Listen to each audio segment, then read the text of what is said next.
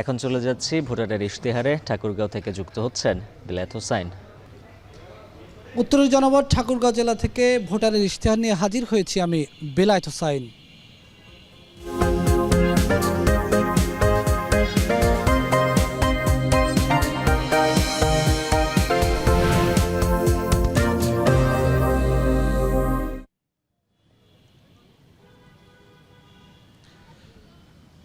গম উৎপাদনের শীর্ষ জেলা ঠাকুরগাঁও। 5টি উপজেলার মধ্যে সদর ছাড়া বাকি 4টি উপজেলাই ভারতের সাথে সীমান্তবর্তী। 3টি সংসদীয় আসনে মোট 11.5 লাখ ভোটার। আমরা আজ সারাদিন ঠাকুরগাঁওয়ের 3টি সংসদীয় আসনের বিভিন্ন প্রান্তে ঘুরেছি, ভোটারদের সঙ্গে কথা বলেছি।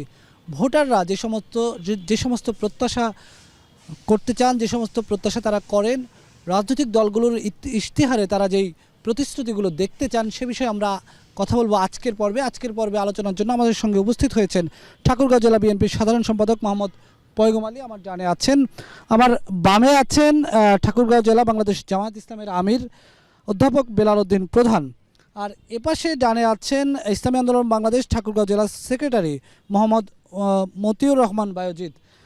আর এই পাশে বাম পাশে আছেন ঠাকুরগাঁও জেলা সুজনের সাধারণ সম্পাদক শাহ মোহাম্মদ নাজমুল ইসলাম। আমার সঙ্গে আছেন ঠাকুরগাঁওর আরও বিভিন্ন দর্শক শ্রোতা, ঠাকুরগাঁও জেলার বিভিন্ন রাজনৈতিক দলের নেতাকর্মীরা। আপনাদের সবাইকে স্বাগত জানাচ্ছি আমাদের আজকের আয়োজনে। ভূমিকা না করে আমি শুরুতেই প্রশ্ন চলে যাই, শুরুতেই পয়গম ভাইয়ের কাছে একটু যাই। ঠাকুরগাঁওর 3টি সংসদীয় আসন নিয়ে আমরা কথা বলবো। শুরুতে একটু ঠাকুরগাঁও এক আসন নিয়ে কথা বলি। মির্জা ফখরুল ইসলাম আলমগীরের আসন, এটি বিএনপি মহাসচিব। এই আসনের ব্যাপারে সারা বাংলাদেশের মানুষের একটা আগ্রহ আছে। এটি ব্যাপক পরিচিত একটি আসন। আমরা বিভিন্নভাবে সামাজিক যোগাযোগ মাধ্যমে, গণমাধ্যম বিভিন্নভাবে দেখতে পাই এখানে যিনি জামাতের প্রার্থী আছেন, ছাত্র শিবিরের সাবেক সভাপতি দেলোয়ার হোসেন, তিনি ব্যাপক শোডাউন করছেন, ব্যাপক জনসমাগমের উপস্থিতি করছেন। এইটাকে কিভাবে নিচ্ছে বিএনপি? এটি বিএনপির জন্য কোনো ধরনের চাপ তৈরি হয়ে যাচ্ছে কিনা এই আসনে? ধন্যবাদ। এখন টিভির আজকের এই ভোটারের ভাবনা নাকি ইশতেহার, এই অনুষ্ঠানের আজকের এই উপস্থিত আমার রাজনৈতিক দলের নেতৃবর্গ, জামাতে ইসলাম, ইসলামী আন্দোলন বাংলাদেশ এবং সুজনের সম্পাদক ঠাকুরগাঁও জেলার উপস্থিত আপনাদের টিভির কলাকৌশলীবৃন্দ, আসসালামু আলাইকুম। আপনি যে প্রশ্ন করেছেন, এটা ঠাকুরগাঁও না, বাংলাদেশের কয়েকটি সিটের মধ্যে এটা এই সিটটাকে, এক আসনকে এটা ভিআইপি আসন বলা হচ্ছে এবং এই ভিআইপি আসনের প্রার্থীও ভিআইপি। আর যে আসনের দুজনই ভিআইপি নাকি একজন ভিআইপি?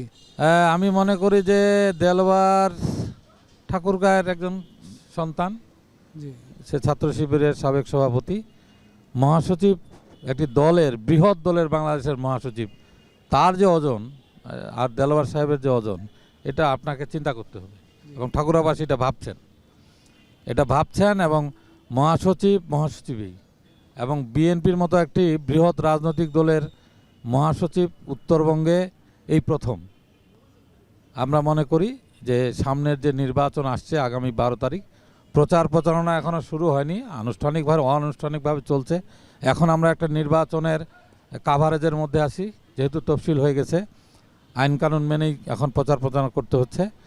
ভোটাররা তার ভোট দিবেন। আমাদের মূল টার্গেটটা হলো ভোটের মাধ্যমে একটি দল ক্ষমতায় যাবে বা তার একজন এমপি নির্বাচিত হবে। ঠাকুরগাঁওর মানুষের ভাবনাটা যা আছে, আমরা যেটুকু মনে করি যে এখনও যা ভাবনা আছে ঠাকুরগাঁওর মানুষের ভোটের ব্যাপারে, সেটা মহাসচিবের পক্ষেই যাবে, এটাতে বিপক্ষে যাওয়ার কোনো সুযোগ নাই।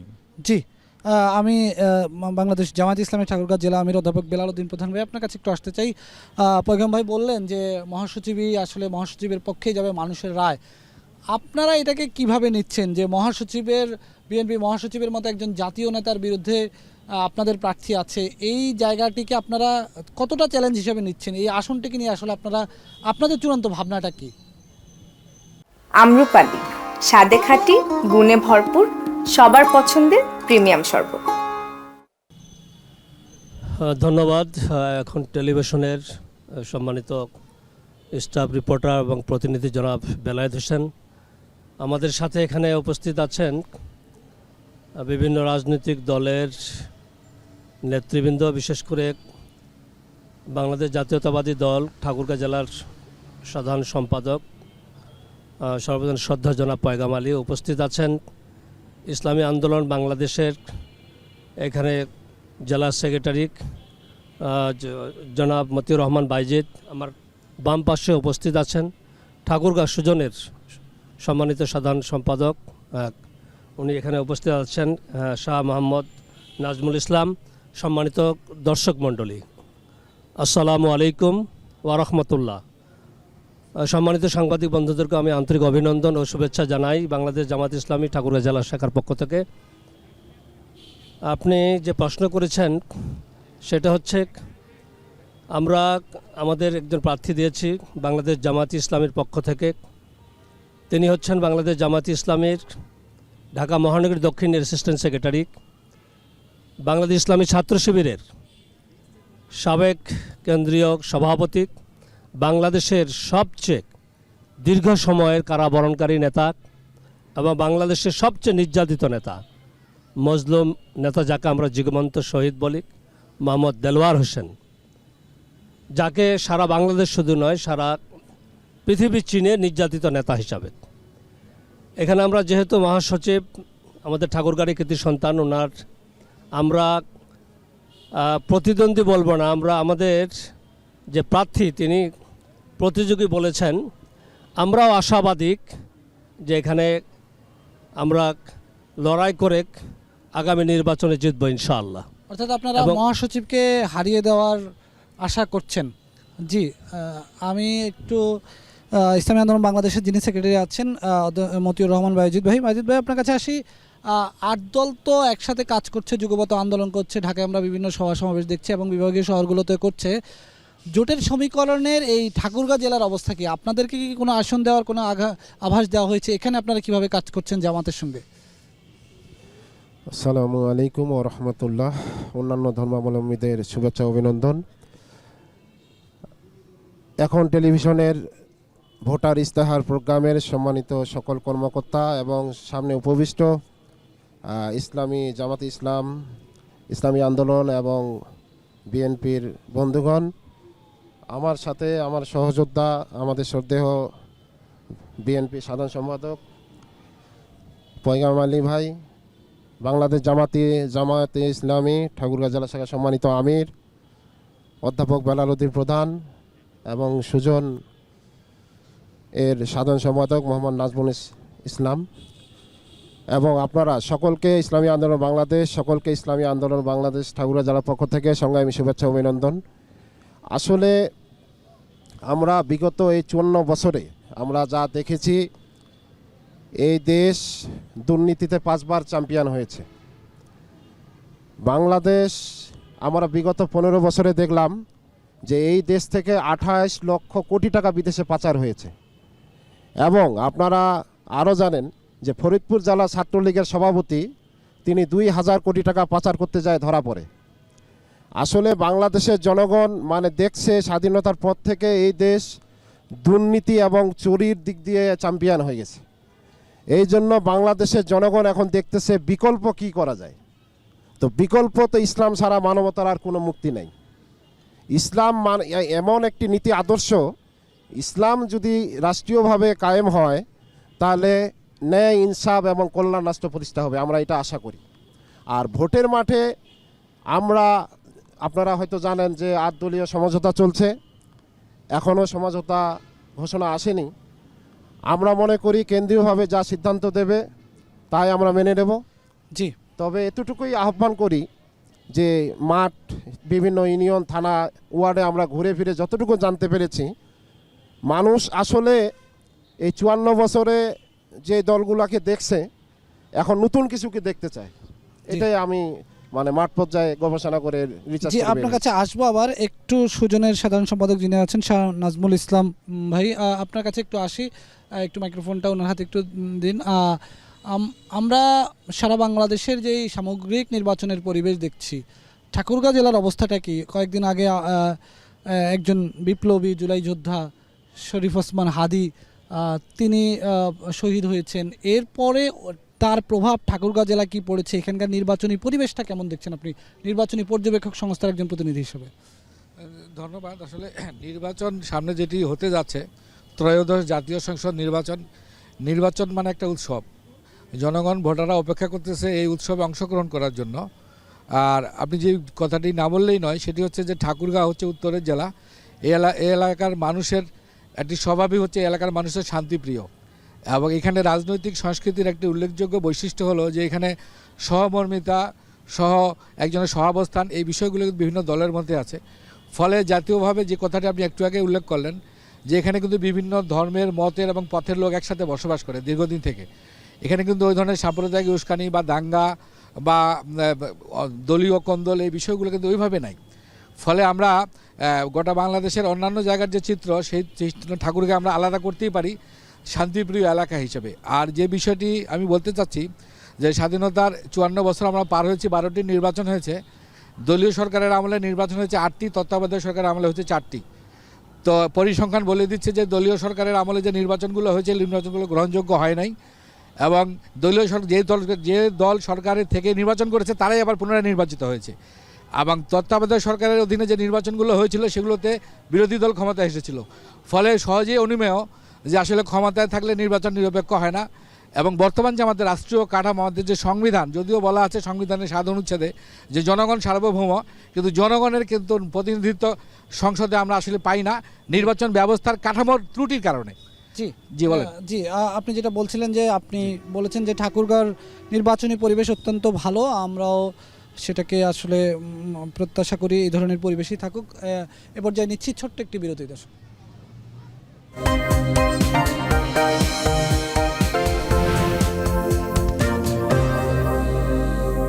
দর্শক, স্বাগত আরেকবার, দেখছেন ভোটারের ইশতেহার। আমরা কথা বলছিলাম ঠাকুরগাঁও জেলার 3টি সংসদীয় আসন নিয়ে। এ পর্যায়ে আমরা একটু প্রশ্ন নেব দর্শক সারি থেকে। কারা কারা আসলে প্রশ্ন করতে চান আমাদের অতিথিদেরকে একটু হাত তুললে, এপাশ থেকে আপনি আর এপাশ থেকে আপনি। আমি শুরুতে একটু আমার বাম পাশে চলে যেতে চাই। একজন ভাই তিনি প্রশ্ন করবেন। জি, আপনার নাম বলে প্রশ্নটি করুন। আমি মোহাম্মদ খুরশিদ আলম।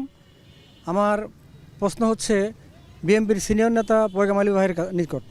আমার প্রশ্ন হচ্ছে, বিগত পতিত সরকারের আমলে আমরা দেখেছি তারা যতবার ভোট চেয়েছে তারা 10 টাকা কেজি চাউল এবং বিনামূল্যে সার এবং চাকরির ঘরে ঘরে চাকরির কথা বলে এই প্রতিশ্রুতি দিয়ে তারা ভোট চেয়েছে।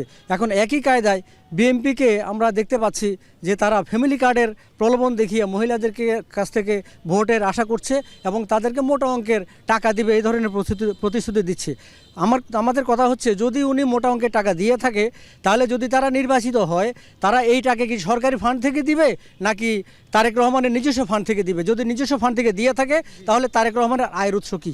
জি, আমরা আপনার প্রশ্নটি শুনলাম। আমরা আরেকজন ভাই আছেন এপাশে, তার প্রশ্নটি নিয়ে আমরা আবার আমাদের অতিথিদের কাছে চলে যাব। আপনার প্রশ্নটি একটু বলুন। বিসমিল্লাহির রহমানির রহিম। আমি একজন মুক্তিযোদ্ধা সন্তান। আমার বাবা যুদ্ধকালীন সময়ে গেরিলা কমান্ডার ছিল, এবং এই 30 লক্ষ শহীদের বিনিময়ে, 3 লক্ষ মা বোনদের সম্ভ্রমহানির বিনিময়ে এই বাংলাদেশের স্বাধীনতা অর্জিত। তো আমি একজন মুক্তিযোদ্ধা সন্তান হিসেবে আমি গর্ববোধ করি। তা আমার প্রশ্নটা হচ্ছে, আপনার প্রশ্নটা কার কাছে? কার কাছে? আমার দুজনের কাছেই, স্পেশালি জামাতে যিনি আছে ওনার কাছে। যে যারা বাংলাদেশ রাষ্ট্রের বিরোধিতা করেছিল, যারা বাংলাদেশের স্বাধীনতা চায়নি, যারা এই 30 লক্ষ শহীদ, 3 লক্ষ মা বোনের সম্ভ্রমহানির জন্য যারা নেপথ্যে কাজ করেছিল, আজকে সেই একটা গোষ্ঠী যদি সামনে ক্ষমতায় আসতে যাচ্ছে, তো একটা স্বাধীনতা বিরোধী শক্তি, বাংলাদেশ বিরোধী শক্তি রাষ্ট্রের ক্ষমতায় আসবে, একটা দেশের, যে দেশে তার বিরোধিতা করেছিল। এটার এই ক্ষেত্রে ওনার অবস্থানটা আমি জানতে যাচ্ছি আর কি। ধন্যবাদ। আমরা 2টি প্রশ্ন পেলাম, এর মধ্যে একটি প্রশ্ন ছিল বিএনপির যেই ফ্যামিলি কার্ডের প্রতিশ্রুতি সেটি নিয়ে, আরেকটি প্রশ্ন হচ্ছে মুক্তিযুদ্ধে জামাতের যে অবস্থান সেই অবস্থান নিয়ে প্রশ্ন করেছেন জামাতের যিনি জেলা আমির আছেন তার কাছে। আমি শুরুতে একটু পয়গাম ভাইয়ের কাছে যেতে চাই। পয়গাম ভাই, যেই প্রশ্নটি করেছে যে যেই ফ্যামিলি কার্ড যদি আপনারা যদি নির্বাচিত হন, তাহলে এই ফ্যামিলি কার্ড কি সরকারের তরফ থেকে দেওয়া হবে নাকি আপনাদের দল থেকে দেওয়া হবে? আসলে প্রশ্নটাই উনি করেছেন। শুনেন, আপনি বিএনপি এই দল যারা 91 সালে ইশতেহারে বলেছিল কৃষকের 5,000 টাকা কৃষি ঋণ মাফ করে দিবে, 25 বিঘা জমির খাজনা মাফ করে দিবে, বেগম খালেদা জিয়া এটা ক্ষমতায় এসে এটা করে দিয়েছিলেন। বিএনপি সেই দল জনগণকে যা বলে সেটা করে। এবার বিএনপি তার ইশতেহারে নিয়ে আসবে ফ্যামিলি কার্ড, এটা অবশ্যই রাষ্ট্র ক্ষমতায় গেলে রাষ্ট্রের টাকা দিয়ে হবে, রাষ্ট্রের টাকাই তো জনগণকে সাবসিডি দিবে, এটাই তো গভর্নমেন্টের নিয়ম। কারো ব্যক্তিগত দেওয়ার কোনো সুযোগ নেই। আমি তো চেয়ারম্যান, আমি জনপ্রতিনিধি 30 বছরের, আমি এখনও জনপ্রতিনিধি, আমি তো জানি মানুষের আকসেপ্টটা কোথায়, চাহিদাটা কোন জায়গায়। জি এটা ধন্যবাদ। নিশ্চিত থাকেন যে এটা হবে, এবং আমি বিশ্বাস করি যে আগামীর সরকার যদি বিএনপির হয় তাহলে আপনি নিশ্চিত থাকেন যে আগামী গোটা বাংলাদেশের প্রতিটি মায়ের কাছে একটি করে ফ্যামিলি কার্ড তারেক রহমান পৌঁছে দেবেন। জি আপনাকে ধন্যবাদ। জামায়াতের জেলা আমির অধ্যাপক বেলাল উদ্দিন প্রধান ভাইয়ের কাছে আসি। যেই প্রশ্নটি করেছে ভাইয়ের, এই যে স্বাধীনতা বিরোধীর যেই ব্যাপার রয়েছে, সেই ব্যাপারে আপনাদের অবস্থান কি, এই জেলায় অবস্থানটা কি? ধন্যবাদ আপনাকে। এগুলো পুরাতন প্রশ্ন এবং এগুলো মীমাংসিত বিষয়। আপনারা জানেন আমাদের আমির জামাত লন্ডনে একটা সফরে ছিলেন, সফর সংক্ষিপ্ত করে উসমান হাদির জানাজায় উনি অংশগ্রহণ করেছেন। সেখানে উনি স্পষ্টভাবে বলেছেন এটা একটা মীমাংসিত বিষয়, এই বিষয়ে একাধিকবার এগুলো প্রশ্নের উত্তর দেওয়া হয়েছে। এই কাজেই এই বিষয়টা আবার টেনে নিয়ে আসে ধূম্রজাল সৃষ্টি করার কোনো সুযোগ নেই বলে আমি মনে করি। জি আমি একটু ইসলামী আন্দোলন বাংলাদেশের যিনি সেক্রেটারি আছেন, সংক্ষেপে একটু আপনার কাছে একটু জানতে চাই। আপনারা তো বলছেন যে আগামীর বাংলাদেশ, ইসলামের বাংলাদেশ, এই কথাটাকেই আপনারা সামনে নিয়ে আসছেন। সেক্ষেত্রে ভোটারদের কাছে আসলে আপনারা কি নিয়ে যাচ্ছেন? বিশেষ করে যদি ঠাকুরগাঁর কথা বলি, এখানকার মানুষ, আমি এসে এখানকার মানুষদের সঙ্গে কথা বলে যেটা জানলাম যে এখানকার মানুষ বলছে এটি কৃষি নির্ভর একটি এলাকা, কৃষিকে শিল্পায়ন করা বা বাণিজ্যিকরণের জন্য এখানে যে ইপিজেডের প্রয়োজন সেটি নাই, এটি তারা চাচ্ছে। ঠাকুরগাঁও বিমানবন্দর নিয়ে দীর্ঘদিনের দাবি আছে যে এই বিমানবন্দরটি পরিত্যক্ত অবস্থায় পড়ে আছে। এই বিষয়গুলো নিয়ে কি আপনাদের কোনো সুনির্দিষ্ট রূপরেখা আছে? আলহামদুলিল্লাহ, আপনি সুন্দর বিষয় তুলে ধরেছেন ঠাকুরগাঁও বিষয় নিয়ে। তার আগে আমি ওই ভাই যে প্রশ্ন করলেন ওইটারেও একটু আমি উত্তর দিই। উনি হয়তোবা জানেন না এই মহান মুক্তিযুদ্ধে বাংলাদেশের ওলামা ইকরামের কী ভূমিকা ছিল। আল্লামা হাফিজি হুজুর রহমতুল্লাহ আলাই তিনি একজন স্বয়ং মুক্তিযোদ্ধা ছিলেন, এবং পীর সাহেব চরমনাই মাওলানা ফজলুল করিম রহমতুল্লাহ আলাই ইসলামী আন্দোলন বাংলাদেশের সাবেক আমির, তিনার মহান মুক্তিযুদ্ধে সেই চরমনাই মাদ্রাসা ছিল মুক্তিযোদ্ধাদের ক্যাম্পাস। সেই মুক্তিযোদ্ধারা সেখানে থাকতেন, এবং আমাদের আমির সেই মুক্তিযুদ্ধের পক্ষেই ছিলেন, এবং অনেক ওলামা ইকরাম মুক্তিযুদ্ধের পক্ষে যুদ্ধ করছেন। এটা তরুণ সমাজ হয়তো বা জানে না, এবং জানানোও হয় না ইতিহাস। এটা ইতিহাস পড়লে বের হয়ে আসবে। আমি সেটা ইতিহাস পড়লাম। হাফিজি হুজুর রহমতুল্লাহ আলাই, মাওলানা ফজলুল করিম রহমতুল্লাহ আলাই, এনারা মহান মুক্তিযুদ্ধের পক্ষে ছিলেন, এবং মহান এই বরিশালের যারা মুক্তিযোদ্ধার কমান্ডার ছিলেন তারা এখন পর্যন্ত স্বীকৃতি দিচ্ছেন যে পীর সাহেব চরমনাই এবং বাংলাদেশের অনেক আলেম ওলামা এবং তৌহিদি জনতা এরা ইসলামের পক্ষে ছিল, এবং ইসলাম দেশ মানবতার পক্ষে ছিল, মহান মুক্তিযুদ্ধের পক্ষে। তারপরে আপনি যেটা বললেন যে আমরা যেটা সমস্যা আমি মনে করি বিগত দিনে অনেক সরকার এলো গেল, আমাদের সদর হাসপাতাল যে বেহাল দশা যারা গেছে তারা দেখে। তো আমরা মনে করি যে আমরা ইস্তাহারের মধ্যে এই মেডিকেল সর্বপ্রথম মেডিকেলকে এই সদর হাসপাতালকে মেডিকেল করার চিন্তা ভাবনা। তারপরে দ্বিতীয়ত ইপিজেড তো অবশ্যই, যেহেতু কৃষি নির্ভরশীল এলাকা আমাদের বিমানবন্দর, এটা অত্যন্ত দুঃখজনক বিষয় যে আমাদের হাতে সময় সংক্ষিপ্ত। আমি আপনার কথা শুনলাম, আমি একটু সুজনের ভাইয়ের কাছে একটু যদি 10 সেকেন্ডের মধ্যে, হ্যাঁ জি 10, হ্যাঁ বিমানবন্দরটা যদি আমাদের চালু হতো তাহলে শিল্পপতিরা আমাদের ঠাকুরগাঁয়ে আসতো এবং অনেক শিল্প প্রতিষ্ঠান গড়ে তুলতো। জি ধন্যবাদ। বেকার সমস্যা সমাধান হতো। আপনার কাছে একটু সংক্ষেপে জানতে চাই যে 156 কিলোমিটার সীমান্ত নিয়ে ঠাকুরগাঁও জেলা, যে ভারতের সঙ্গে 156 কিলোমিটার সীমান্ত এলাকা আছে, প্রায় সময় এখানে মাদক এবং চোরাচালানের কথা শোনা যায়। আপনি একেবারে নিরপেক্ষ জায়গা থেকে যদি বলেন যে এই মাদক চোরাচালানের সঙ্গে ঠাকুরগাঁও জেলার কোনো রাজনৈতিক দলের কি কোনো সংশ্লিষ্টতা আছে, নাকি এগুলো আলাদাভাবে নিয়ন্ত্রিত হচ্ছে? গোটা বাংলাদেশের যা চিত্র সীমান্ত এলাকাগুলোতে বিশেষ করে চোরাচালানের বিষয়ে ঠাকুরগাঁও বিগত সরকারের আমলে একটু ব্যতিক্রম ছিল। এই জায়গায় সরাসরি এটাকে কি বলবো, মানে যারা প্রভাবশালী যারা ছিল, যারা ক্ষমতায় ছিল তাদের পৃষ্ঠপোষকতা ছিল, এটা এলাকার মানুষ জানে। তো সেটা এখন যদিও তারা নাই, তারা এখন ওই সরকার এখন বিদায় নিয়েছে, তারপরেও কিন্তু এখানে যুব সমাজ মাদকের কবলে। এমনিতেই হচ্ছে বেকারত্ব, শিক্ষিত বেকারের সংখ্যা অনেক বেশি, এখানে কোনো শিল্প প্রতিষ্ঠান নেই।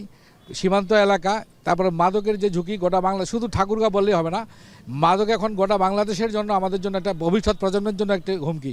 আমরা আমাদের রাজনীতিটা এখন এমনই হবে, বিশেষ করে জুলাইয়ের পরে যে রাজনীতি, সেটা হচ্ছে তরুণদের নিয়ে রাজনীতি, আগামী ভবিষ্যৎ গড়ার রাজনীতি।